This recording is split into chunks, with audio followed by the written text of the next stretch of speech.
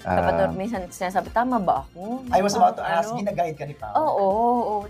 Tama ba ako? Baka too much giving information sa pag-arte ko, ganyan. Okay.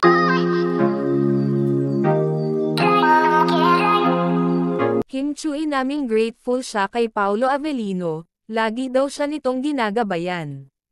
Sa RUG interview nila with MJ Felipe, inamin ni Kim Chu kung paano siya ginagabayan ni Paolo, lalong-lalo na sa kanyang mga eksena na parang kinakabahan daw siya, ay pinapakalma daw siya ni Paolo.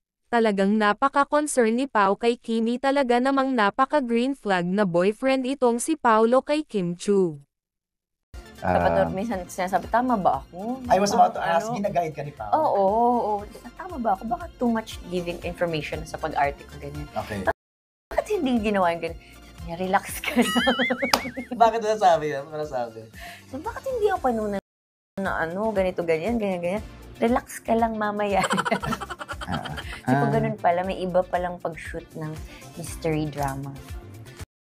Ganun kasi pag nag-start talaga, parang pinagdududahan mo lahat eh. Correct. Especially, may konting adjustment talaga pag kaka-start mo lang. Especially with the character, kakatapak mo lang ng set.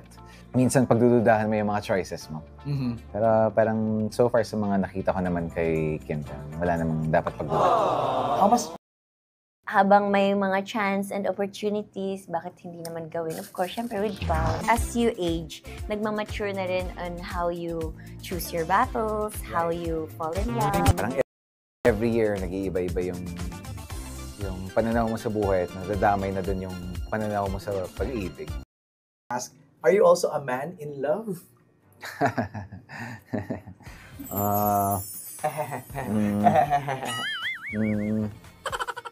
Kayo na bahala. Yeah! Kayo na bahala mag-ano. Whatever makes you guys happy. Diba? It's giving, gawa ng jowa. Eme lang!